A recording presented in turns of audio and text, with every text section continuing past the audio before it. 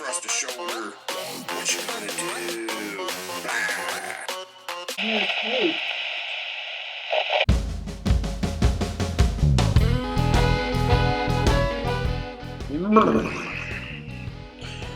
Welcome back, Data Battlers.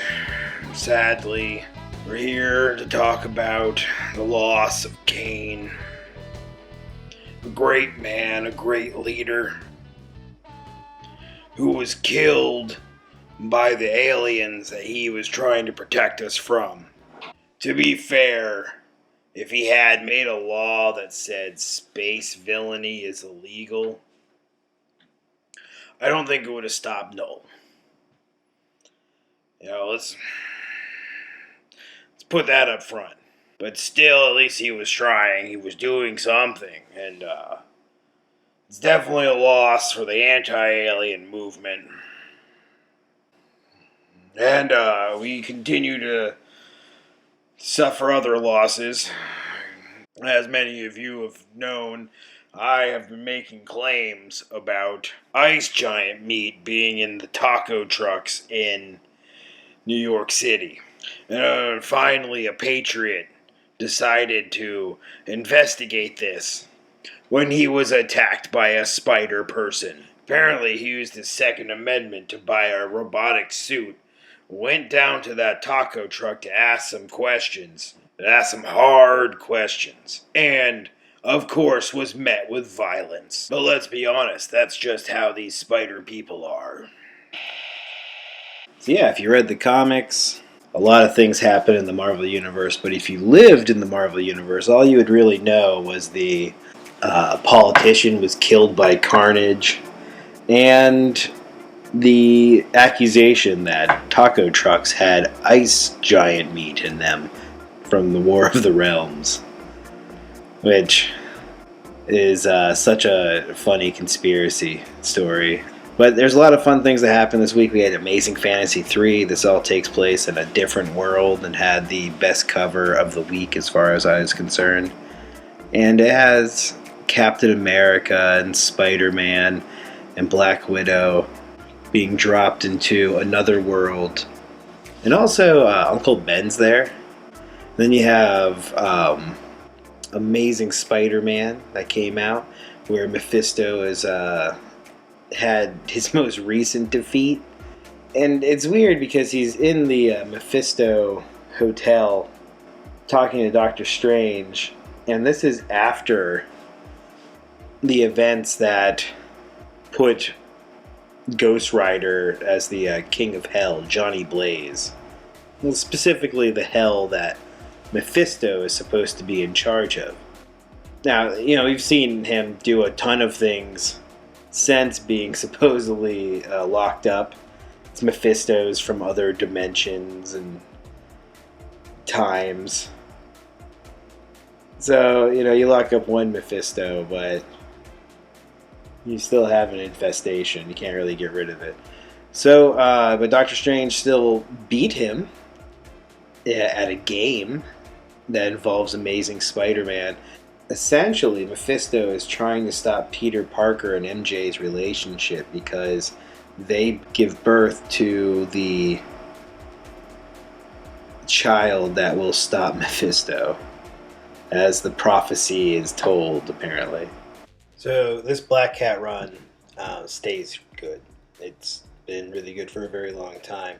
She goes and tries to steal awesome things from people you wouldn't think you'd be able to steal things from in the Marvel Universe. It's been great. Then in this issue, Nighthawk shows up.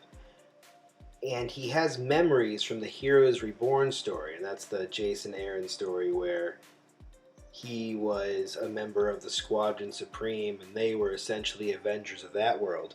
Except they worked for Mephisto.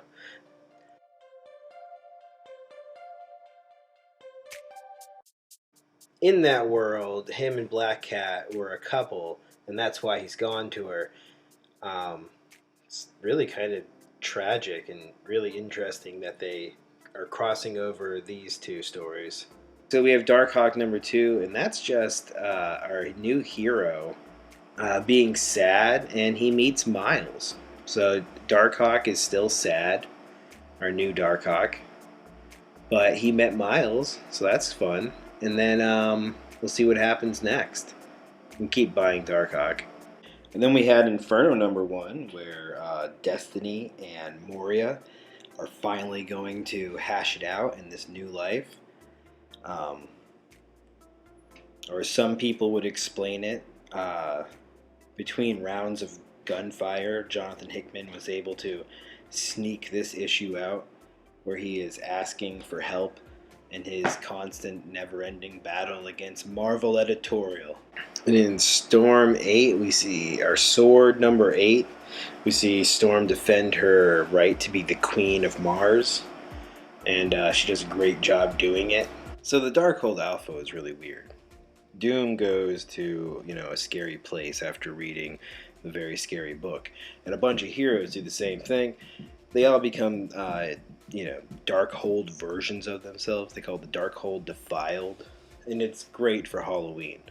What's weird is they try to really make it canon.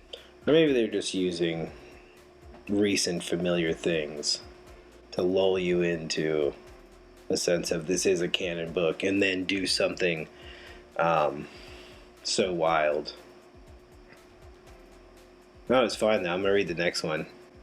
You got Thor number 17, which had my favorite art of the week, which was people riding cats that had miniguns. So it was like giant cats. And people who rode them, and there was miniguns attached to the cats, and it was awesome. You had the Winter Guard, where the Dracula thing popped up, and it makes sense because he's in the Winter Guard's neck of the woods up there in Russia with his vampire nation. And then Wolverine's number 16 was awesome.